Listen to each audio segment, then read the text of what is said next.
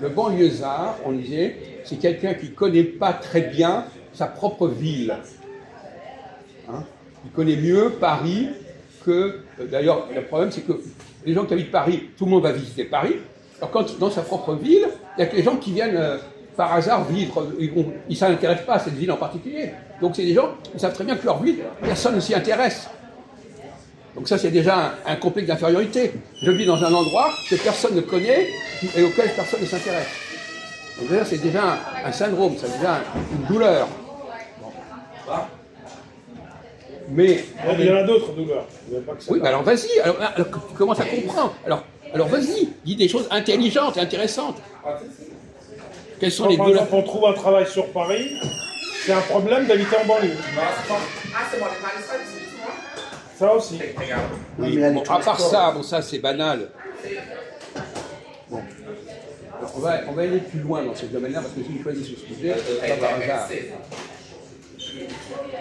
Donc les gens dans le banlieue, ils sont à la fois en rapport avec Paris et à la fois ils n'en sont pas partis complètement. Cette espèce d'ambiguïté bizarre. Hein. Ça c'est maladie, c'est une souffrance. Par exemple, dans le domaine de la Bible, bon, il y a toujours eu des populations qui étaient pas complètement, qui étaient un petit peu en marge. Voilà. Ils sont pas complètement à l'extérieur, ils sont dans la marge. Et être dans la marge, ça veut dire quoi? Ça veut dire qu'ils font partie du système et en même temps ils n'en font pas partie. Par exemple, prenons les chrétiens. Jésus, il s'intéressait à quoi, Jésus? Où est-ce qu'il est allé faire ses miracles, etc. Dans quelle région?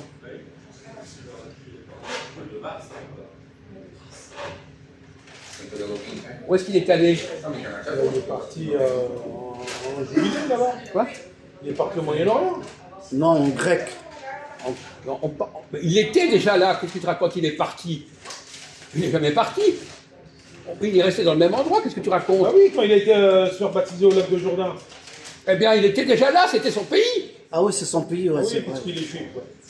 Mais qu'est-ce que tu imagines qu'il est débarqué de je sais pas où? Mais on rêve là. On rêve, il croyait quoi? Qu'il venait des États-Unis, oui. Tu te rends compte de ce qu'il va entendre?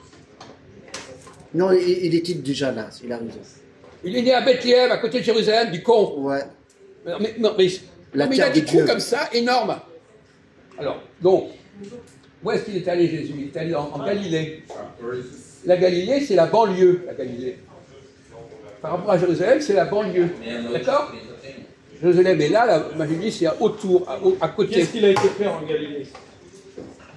Justement, il voulait s'intéresser, il voulait s'occuper du sort de ces pauvres Galiléens.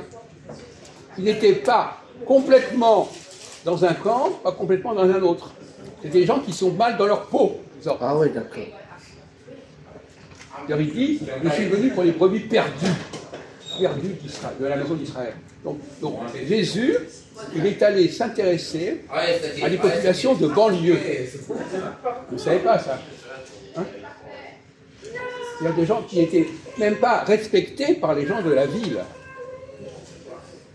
C'était quoi la vie? Ben oui! Il est allé vers des peuples, des populations, vers le lac de Tibériade, etc., dans Galilée, qui étaient exclus. Il y a un mot, quel est le mot français, qui ressemble à banlieue, un adjectif qui veut dire quelqu'un qui est exclu. C'est quoi le mot français? B-A-N, ça vous dit quelque chose, B-A-N? Les bannis. Bannissement. Banni, tu comprends le mot banni? Bon, tu l'as pas dit. Alors, bon. Donc, la banlieue, c'est des gens qui sont bannis. Qui sont mis à l'écart, mais en même temps, on les utilise pour travailler, pour venir à Paris, etc. Voilà. Ils sont comme ça. Mais, quelque part, on ne leur donne pas complètement le statut de quelqu'un qui vit au centre-ville. Hein? Ils ont un statut intermédiaire. Ils peuvent jouer sur deux tableaux. Par rapport à la province, ils disent qu'ils sont de Paris. Par rapport aux gens de Paris, ils sont dans la banlieue. Vous comprenez? Bon. Donc, où est-ce que je veux en venir? Je veux en venir que, justement, dans bien des cas, prenons le compte Mélenchon par exemple. Mélenchon, quel rapport entre Mélenchon et la banlieue? Allez-y, Karim. Un rapport proche. Vous qui êtes intéressé par les sujets d'actualité, alors allez-y. Rapport étroit. Je crois que M. Mélenchon, il a grandi en banlieue. Non mais c'est pas le sujet. Sa stratégie politique c'est quoi? À qui? Quel est son électorat? Ah, c'est vrai que ça va, c'est des gens de banlieue. Eh bien il faut le dire. Donc c'est comme Jésus. Il a voulu renforcer son pouvoir en annexant des gens de banlieue. Et Mélenchon, il a voulu renforcer son électorat en annexant des gens de banlieue. Pour quel intérêt? Pour avoir des électeurs du con. C'est d'ailleurs ce qu'il a réussi à faire. Quel intérêt? Il pose des questions d'une naïveté extraordinaire et après il veut donner des leçons de politique. Il est au b.a.-ba. Évidemment qu'il a des raisons. C'est vrai. Parce qu'il fait des meetings en banlieue. Très malin. Non, mais il a une grande partie de son électorat qui sont des gens de banlieue. Et des immigrés en l'occurrence. Vous savez pas ça? Bon, alors, faut le dire, maintenant ça sort un petit peu, voilà. Petit à petit, après, il est crassé, il commence à réfléchir à ça. Il est né au Maroc. Comment? Il est né au Maroc. On s'en fout! Mais quel rapport? Pourquoi tu nous apportes? C'est comme Jésus, il apporte des informations qui sont vraies et qui n'ont aucun intérêt dans la discussion. Il faut bien dire quelque chose, hein. Comme on dit, quand on n'a rien à dire, bon, il faut bien parler même quand on n'a rien à dire. Alors, on va arrêter là-desdessus, mais il faut bien comprendre que le phénomène de banlieue, c'est un phénomène très particulier, parce que c'est des gens qui ne savent pas très bien où ils en sont. Alors, on peut les récupérer, on peut leur faire miroiter certaines choses, on peut les manipuler en disant « mais oui, mais vous, on vous a négligé, vous êtes important, etc. » Et en même temps, ces gens-là, ils savent qu'ils ne sont pas complètement dans la place, ils ne sont pas complètement là.